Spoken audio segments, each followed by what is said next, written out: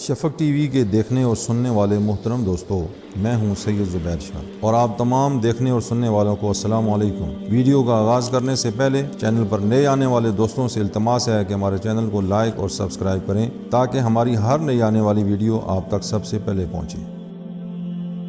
آج ہم اللہ کے برگزیدہ نبی حضرت لوط علیہ السلام کا تذکرہ کریں گے۔ حضرت لوط علیہ السلام کا ذکر قرآن کریم میں 72 مقامات پر آیا ہے۔ حضرت لوط علیہ السلام عراق کے شہر ار میں پیدا ہوئے۔ پھر حضرت لوط علیہ السلام اپنے چچا حضرت ابراہیم علیہ السلام کے ساتھ بابل میں رہنے لگے، جو کہ نمرود کا دارالحکومت تھا۔ حضرت لوط علیہ السلام سیدنا ابراہیم علیہ السلام کے بھتیجے ہیں۔ دونوں کا اصلی وطن عراق کے شہر بصرہ کے قریب شہر بابل ہے۔ شہر بابل کا تذکرہ سورہ بقرہ میں موجود ہے۔ حضرت ابراہیم علیہ السلام کا گھرانہ، اس میں سے کثیر تعداد میں لوگ بت پرستی کا شکار ہوئے، جیسا کہ قرآن کریم میں ذکر ہے وَإِذْ قَالَ إِبْرَاهِيمُ لِأَبِيهِ آزَرَ کہ ابراہیم علیہ السلام کا چچا آزر وہ بت گر تھا اور بت پرست بھی تھا، لیکن ابراہیم علیہ السلام کے والد کا نام آزر نہ تھا۔ آزر آپ کا چچا تھا، آپ کے والد کا نام تارخ تھا، اور وہ بت پرستی سے دور تھے اور دین فطرت کے اوپر، یعنی اللہ کی وحدانیت پر اور اس کے رسولوں کی رسالت پر، یوم آخرت پر ایمان رکھنے والے تھے۔ اللہ تبارک و تعالیٰ نے اس قوم کی طرف ابراہیم علیہ السلام کو مبعوث فرمایا تاکہ ان کو ہدایت کا راستہ دکھائیں، اللہ کی وحدانیت اور ابراہیم علیہ السلام کی رسالت پر ان کو قائل کریں اور ان کو تبلیغ کریں۔ حضرت ابراہیم علیہ السلام نے مسلسل دعوت و تبلیغ کو اختیار کیا اور مسلسل جدوجہد کی تاکہ یہ لوگ کفر و شرک میں جو مبتلا ہیں اس میں سے باہر نکل آئیں۔ سیدنا ابراہیم علیہ السلام نے اپنی بیوی حضرت سارہ اور بھتیجے حضرت لوط علیہ السلام کے ساتھ عراق کے شہر بابل سے ملک شام کی طرف ہجرت فرمائی۔ بعد میں حکم الہی پر حضرت ابراہیم علیہ السلام علاقہ کنعان میں جا کر مقیم ہو گئے، جو بیت المقدس کے قریب ہے، اور حضرت لوط علیہ السلام اردن اور بیت المقدس کے درمیان شہر صدوم اور عمودہ کے لوگوں کی ہدایت کے لیے مبعوث کیے گئے۔ یہ شہر اب بحیرہ لوط یا بحیرہ مردار یا بحر میت، جس کو ڈیڈ سی کہا جاتا ہے، کبھی یہاں سرسبز بستیاں تھیں، مگر قوم لوط پر آنے والے عذاب کی وجہ سے یہ بستیاں بحر میت کے نیچے واقع زیر سمندر چلی گئی ہیں۔ یہ قوم جس علاقے میں رہتی تھی اسے آج کل شرق اردن یعنی جارڈن کہا جاتا ہے، اور یہ عراق و فلسطین کے درمیان واقع ہے۔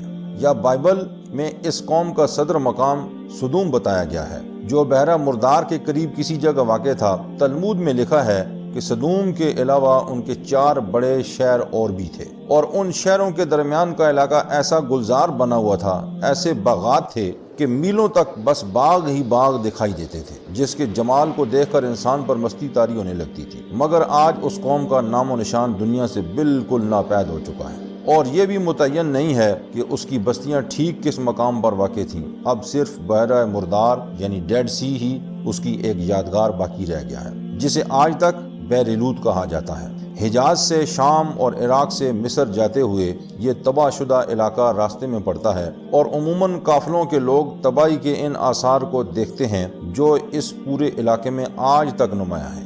یہ علاقہ بحر لوط یعنی بحر مردار کے مشرق اور جنوب میں واقع ہے، اور خصوصیت کے ساتھ اس کے جنوبی حصے کے متعلق جغرافیہ دانوں کا بیان ہے کہ یہاں اس درجہ ویرانی پائی جاتی ہے کہ جس کی نظیر روئے زمین پر کہیں اور نہیں دیکھی گئی ہے۔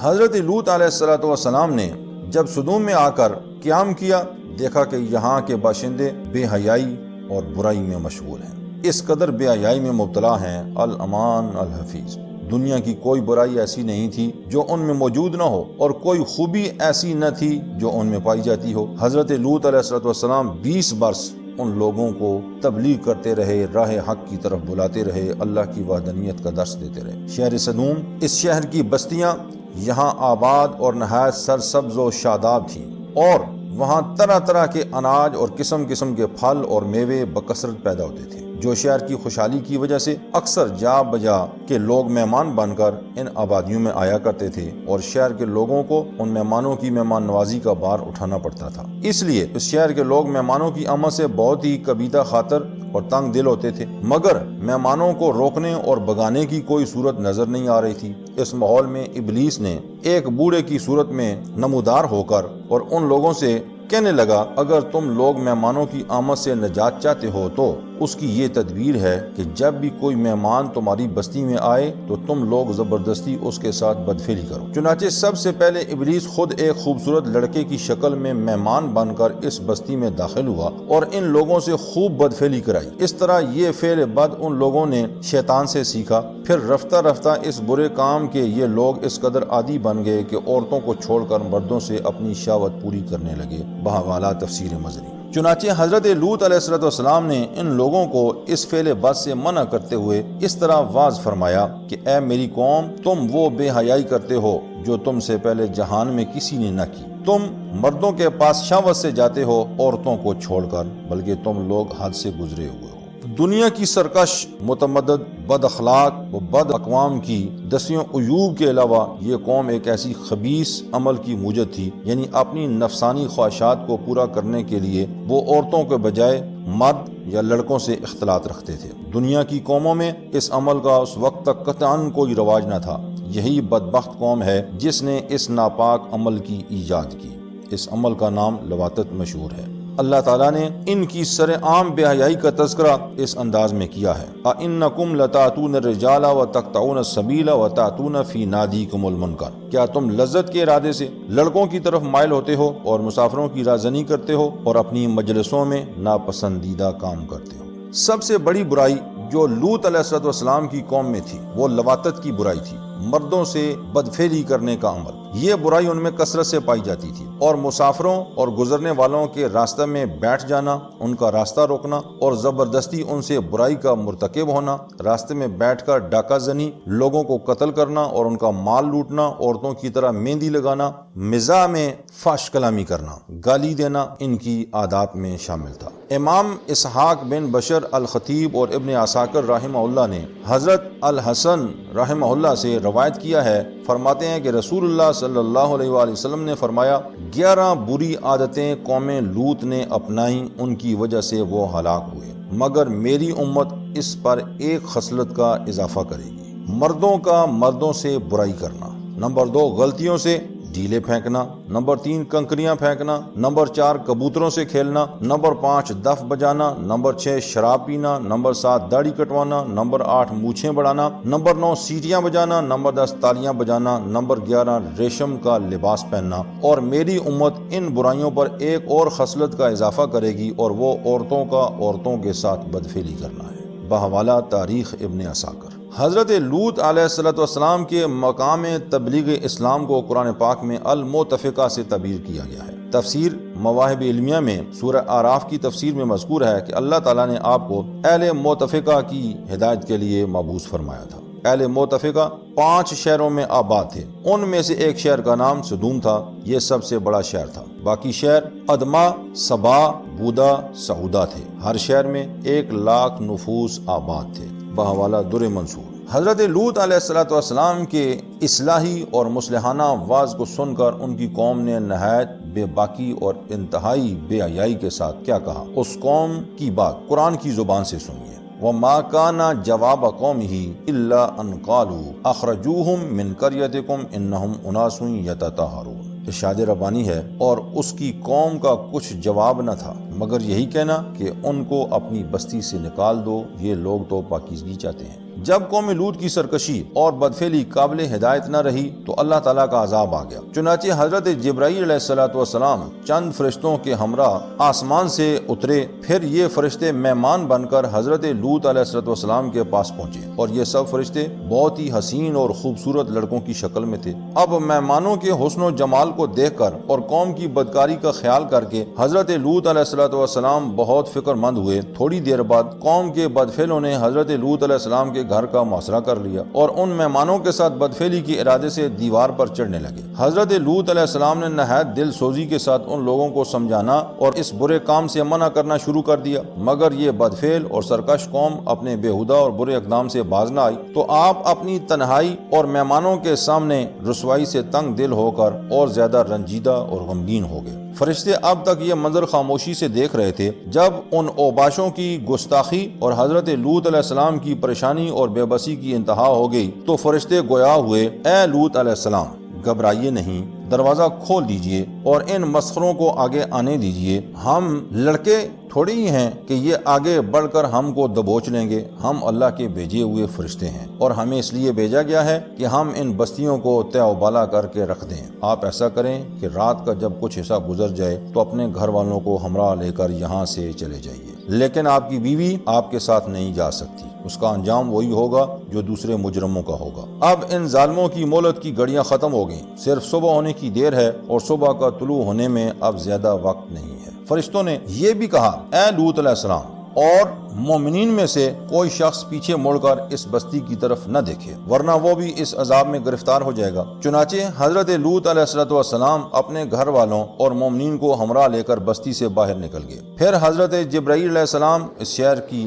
5 بستیوں کو اپنے پروں پر اٹھا کر آسمان کی طرف بلند ہوئے اور کچھ اوپر جا کر ان بستیوں کو الٹ دیا اور یہ آبادیاں زمین میں گر کر چکنا چور ہو کر زمین پر بکھر گئیں۔ پھر کنکر کے پتھروں کی بارش برسائی گئی اور اس زور سے سنگ باری ہوئی کہ قوم لوط کے تمام لوگ مار گئے اور ان کی لاشیں ٹکڑے ٹکڑے ہو کر بکھر گئیں۔ عذاب کی وجہ سے قوم لوط کی فلک بوس عمارتیں زمین پر اوندھی گرا دی گئیں۔ ان پر سخت پتھروں کی ایسی موسلادھار بارش کی گئی کہ وہ سب خاک سیاہ بن کر رہ گئے۔ سدوم، عمودہ، اوما اور زبویم کی 4 بستیاں اس جگہ آباد تھیں جہاں آج کل بیر مردار بیر لوط ہے۔ اب بھی بیر لوط سے دھوئیں کے بادل اٹھتے رہتے ہیں اور کثرت سے زلزلے آتے رہتے ہیں۔ جو پتھر ان پر برسائے گئے تھے ان پر نشانات تھے جن کی وجہ سے وہ دوسرے پتھروں سے ممتاز تھے۔ ان پر خطوط تھے یا موریں تھیں یا ان پر ہر شخص کا نام لکھا ہوا تھا جس شخص کو وہ پتھر لگنا ہوتا تھا، تو ہر شخص کو جس کو پتھر لگا اس کے نام کا پتھر ہی اس کے سر پر آ کر لگتا تھا۔ روایات میں ہے کہ یہ 4 بڑے شہر تھے جن میں یہ لوگ بستے تھے۔ انہی بستیوں کو قرآن کریم میں دوسری جگہ متفقہ کے نام سے موسوم کیا گیا ہے۔ جب اللہ تعالیٰ کا حکم ہوا تو جبریل امین نے اپنا پر ان کے شہروں کی زمین کے نیچے پہنچا کر سب کو اس طرح اوپر اٹھا لیا کہ ہر چیز اپنی جگہ رہی، پانی کے برتن سے پانی بھی نہیں گرا، آسمان کی طرف سے کتوں اور جانوروں اور انسانوں کی آوازیں آ رہی تھیں۔ ان سب بستیوں کو آسمان کی طرف سیدھا اٹھانے کے بعد اوندا کر کے پلٹ دیا جو ان کے عمل خبیث کے مناسب حال تھا۔ امام ابن ابی دنیا رحمہ اللہ نے کتاب العقوبات میں حضرت ابن عباس رضی اللہ تعالیٰ عنہ سے یہ قول بیان کیا ہے کہ حضرت لوط علیہ السلام نے اپنے مہمانوں پر دروازہ بند کر لیا، پس وہ آئے اور انہوں نے دروازہ توڑا اور اندر داخل ہو گئے۔ حضرت جبرائیل علیہ السلام نے ان کی آنکھوں پر صرف ضرب لگائی تو ان کی بینائی ختم ہو گئی۔ انہوں نے کہا، اے لوط علیہ السلام، تو ہمارے پاس جادوگر لے آیا ہے؟ چنانچہ انہوں نے آپ کو بڑی دھمکیاں دی اور آپ دل میں ڈرنے لگے کہ یہ جب چلے جائیں گے تو وہ مجھے اذیتیں دیں گے۔ حضرت جبرائیل علیہ السلام نے کہا، لا تخف انا رسول ربک، آپ ڈریے نہیں، میں آپ کے رب کی طرف سے بھیجا ہوا ہوں، بے شک انہیں عذاب دینے کا مقررہ وقت صبح کا وقت ہے۔ حضرت لوط علیہ السلام نے کہا، الیس الصبح بقریب، کیا صبح قریب ہی نہیں ہے؟ چنانچہ بستی کو اٹھا لیا گیا یہاں تک کہ آسمان والوں نے دنیا والوں کے کتوں کے بھونکنے کی آواز سن، پھر انہیں الٹا کیا گیا اور ان پر پتھر برسائے گئے۔ فَأَخَذَتْهُمُ الصَّيْحَةُ مُشْرِقِينَ، پس سورج کے نکلتے ہی ایک زوردار چنگاڑ نے انہیں آ پکڑا، پھر اس سدوم نامی بستی کو زمین سے اٹھا کر نیچے پٹخ دیا گیا۔ اور قرآن کریم میں ایک دوسرے مقام پر ارشاد ہے، فَلَمَّا جَاءَ أَمْرُنَا جَعَلْنَا عَلَيْهَا سَافِلَهَا وَأَمْطَرْنَا عَلَيْهَا حِجَارَةً مِّن سِجِّيلٍ مَّنضُودٍ، پھر جب ہمارا حکم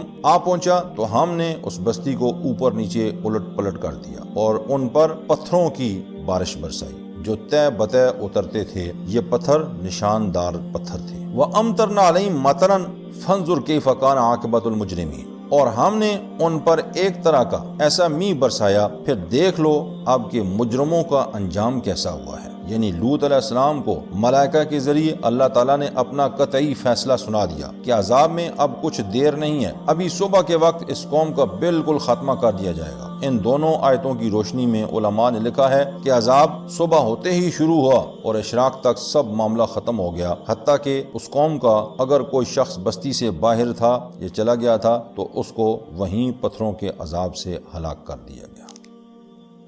دوستو، ہمیں امید ہے کہ یہ ویڈیو بھی آپ کو پسند آئی ہوگی۔ اگر آپ کو ہماری ویڈیو اچھی لگی تو چینل کو سبسکرائب کرنا ہرگز نہ بھولیے، اس سے ہماری حوصلہ افزائی ہوگی۔